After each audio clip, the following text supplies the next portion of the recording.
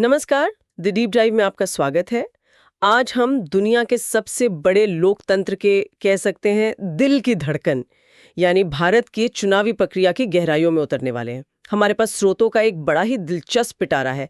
एक तरफ एनसीईआरटी की किताब का अध्याय जो हमें नींव समझाता है और दूसरी तरफ 2024 के लोकसभा चुनावों की कुछ अखबारों की सुर्खियां जो हमें जमीनी हकीकत दिखाती हैं। तो हमारा मिशन है ये समझना कि आखिर ये इतनी बड़ी मशीनरी काम कैसे करती है और इसके पीछे का वो एक बड़ा आइडिया क्या है जिसने सब कुछ बदल दिया है। चलिए शुरू करते हैं एक ऐसे आंकड़े से जो दिमाग चकरा देता है।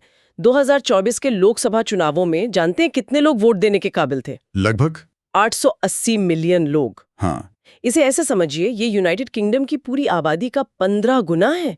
ये नंबर इतना बड़ा है कि इसे समझना भी मुश्किल है, पर मुझे लगता है हम इस नंबर पे तो ध्यान देते हैं, पर इसके पीछे जो एक फिलोसॉफिकल आइडिया है वो शायद इससे भी ज्यादा बड़ा है। वो क्या है? आपने बिल्कुल सही पकड़ा। ये सिर्फ एक नंबर नहीं है, ये एक क्रांति है। इस पूरे सिस्टम की बुनियाद एक बहुत ही सरल लेकिन शक्तिशाली विचार पर रखी है, जिसे हम सार्वभौमिक वयस्क मताधिकार या यूनिवर्सल एडल्ट फ्रेंचाइज कहते हैं। Universal adult franchise. हाँ, सीधी सी बात, अगर आप 18 साल के हो गए हैं तो आप वोट देंगे। आपकी जाति, आपका धर्म, आप पुरुष हैं या महिला, पढ़े लिखे हैं या नहीं, अमीर हैं या गरीब, कोई फर्क नहीं पड़ता। कोई फर्क नहीं पड़ता। एक नागरिक, एक वोट, एक मूल्य। हमारे संविधान का अनुच्छेद 326 इसी की गारंटी देता है। यहाँ एक बहुत दिलचस्प बात है जो मुझे स्रोतों में मिली। संविधान सभा के सदस्य थे अल्लादी कृष्णा स्वामी अय्यर।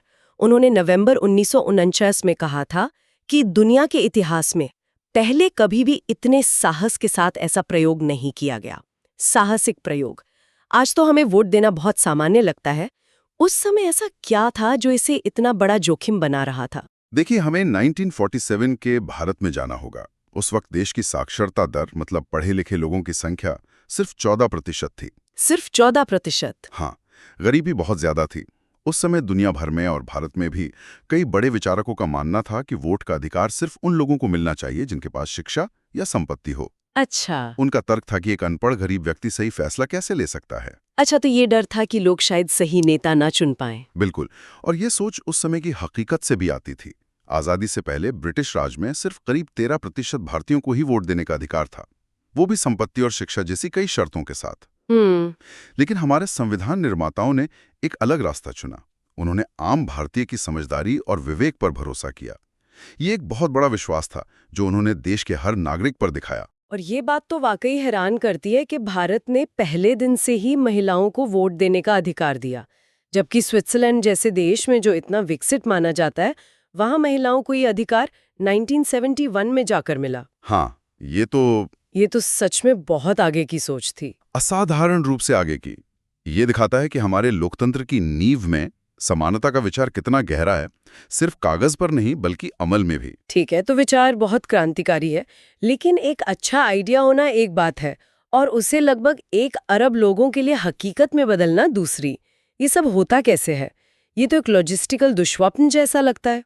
इस दुष्स्वप्न को हकीकत में बदलने का काम एक ही संस्था करती है, भारत का चुनाव आयोग। Election commission of India. हाँ, election commission of India, ECI.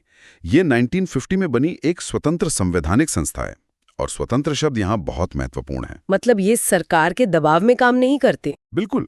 इसका काम सिर्फ चुनाव की तारीखें घोषित करना नहीं है, बल्कि पार्टियों का रजिस्ट्रेशन करने से लेकर नियमों का पालन करवाने और पूरी प्रक्रिया को निष्पक्ष रखने तक सब कुछ इसी के जिम्मे है। और ये लोग अपने काम को कितनी गंभीरता से लेते हैं, ये तो अखबारों की उन सुर्खियों से पता चलता है जो हमारे स्रोतों में है। एक सुर्खी है, गिर के जंगल में अकेले मतदाता से लेकर भारत बांग्ला सीमा पर बसे गांव तक। मतलब एक अकेले वोटर के लिए? हाँ, एक अकेले वोटर के लिए। चुनाव आयोग का एक सिद्धांत है, कोई भी मतदाता पीछे न छूटे। वाह! और इसके लिए वो सचमुच किसी भी हद तक जाते हैं। गिर के जंगल में एक महंत हैं जो अकेले रहते हैं। हर चुनाव में एक पूरी पोलिंग टीम सिर्फ उनके एक वोट के लिए वहां पोलिंग बूथ लगाती है। कमाल है। ये सुनने में तो बहुत अच्छा लगता है, लेकिन क्या ये सिर्फ कुछ सिंबॉलिक कहानियां हैं? असल में जमीन पर लाखों लोगों के लिए इसका कितना असर होता है? मान लीजिए कोई बहुत बुजुर्ग है या चल फिर नहीं सकता, क्या उनके लिए कोई व्यवस्था है? ये बहुत अच्छा सवाल है। ये सिर्फ सिंबॉलिक नहीं है। 2024 के चुनाव में पहली बार 85 साल से ज्यादा उम्र के बुजुर्गों और विकलांग व्यक्तियों के लिए घर से वोट डालने की सुविधा शुरू की गई। घर से कैसे? चुनाव आयोग की टीम उनके घर जाती है, पूरी गोपनीयता के साथ वोट डलवाती है। इसके अलावा जो लोग जरूरी सेवाओं में हैं, जैसे सेना के जवान, उनके लिए डाक मतपत्र मतलब पोस्टल वोटिंग का विकल्प है। अच्छा। हर पोलिंग बूथ पर व्हीलचेयर और रैंप का इंतजाम होता है। नेत्रहीन लोगों के लिए ब्रेल सक्षम वोटर कार्ड भी होते हैं। तो कोशिश यही है कि हर बाधा को दूर किया जाए। तो ये सिर्फ लॉजिस्टिक्स नहीं है, ये असल में हर नागरिक को ये महसूस कराने के बारे में है कि आपका एक वोट भी उतना ही कीमती है। ठीक है, तो हमारे पास वोटर हैं और ईसीआई है जो ये सब करवाता है। लेकिन एक रेफरी के बिना खेल कैसा?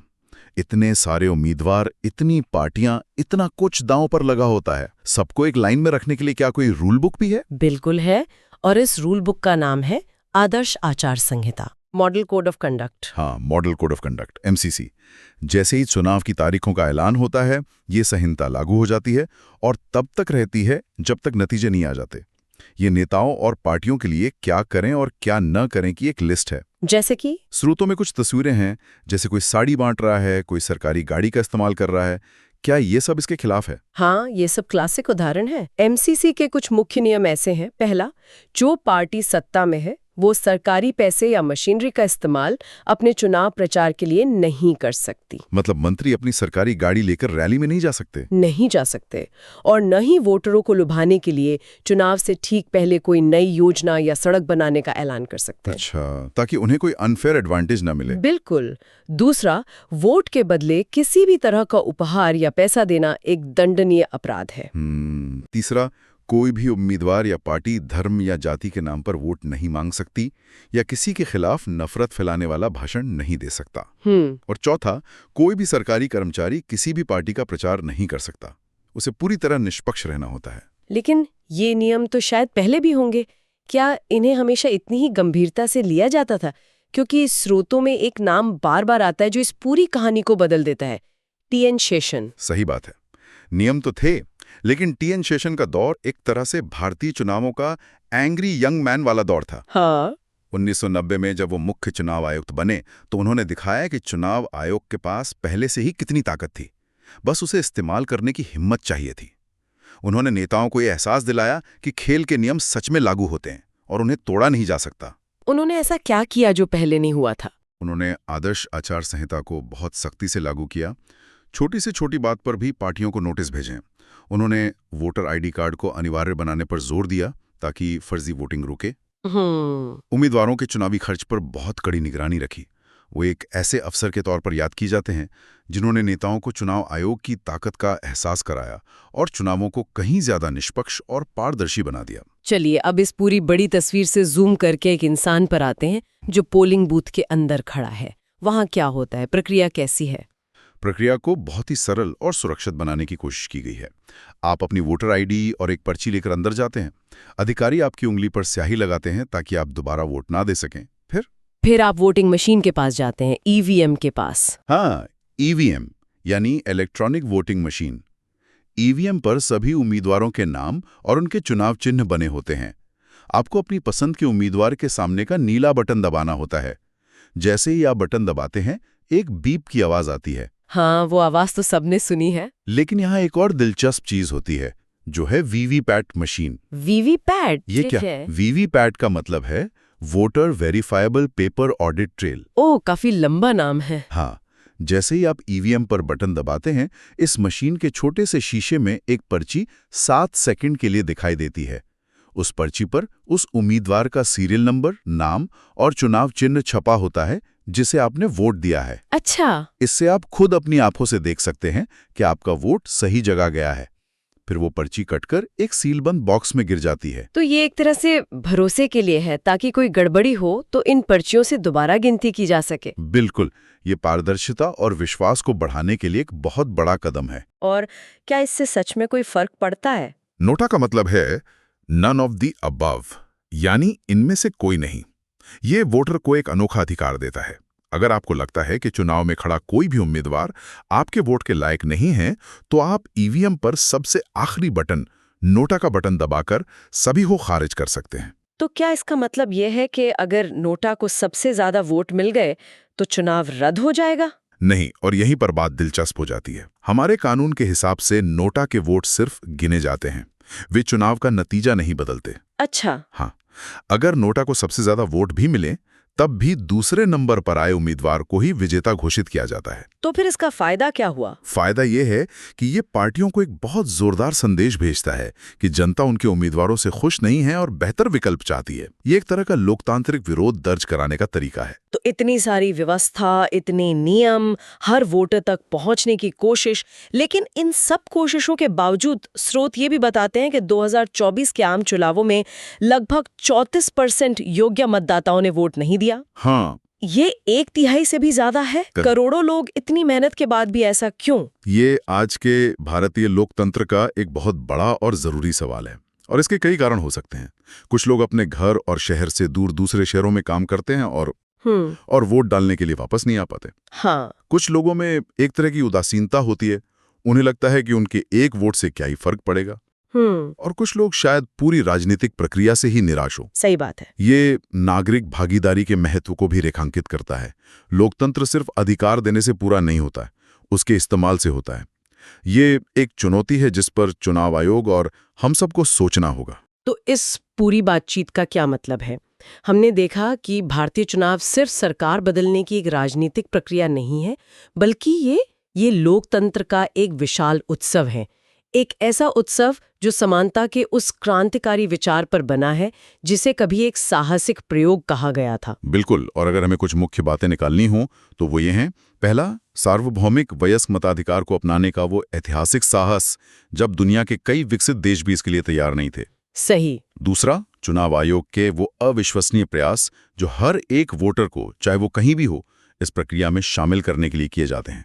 और तीसरा, इस प्रणाली को स्वतंत्र और निष्पक्ष बनाए रखने के लिए इसका लगातार विकास, आदर्श आचार संहिता से लेकर वीवीपीएटी जैसी तकनीक तक। और अंत में एक विचार, स्रोतों में 10वीं शताब्दी के उत्तर मेरियुल शिलालेखों का जिक्र है। ये तमिलनाडु में मिला एक पत्थर का शिलालेख है जिसमें उस जमाने में गांव के प्रतिनिधि चुनने का तरीका लिखा है। हाँ, ये बहुत आकर्षक है। उसमें लिखा है कि योग्य उम्मीदवारों के नाम ताड़ के पत्तों पर लिखकर एक घड़े में डाल दिए जाते थे। अच्छा। और फिर गांव के किसी छोटे बच्चे से एक एक पत्ता निकलवाया जाता था। जिसका नाम निकलता वो प्रतिनिधि बन जाता। एक तरह की लोकतांत्रिक लॉटरी। हाँ बिल्कुल, जो पूरी तरह से पारदर्शी थी। तो उस प्राचीन लॉटरी जैसी चयन प्रणाली और हमारी आज की विशाल जटिल ईवीएम वाली मतदान प्रणाली के बारे में सोचते हुए एक सवाल मन में आता है। एक नेता को चुनने के बारे में कौन से मौलिक विचार, जैसे निष्पक्षता, सबकी भागीदारी, 1000 साल बाद भी वही हैं, और कौन सी चीजें पूरी तरह से बदल गई हैं? सोचने वाली बात है।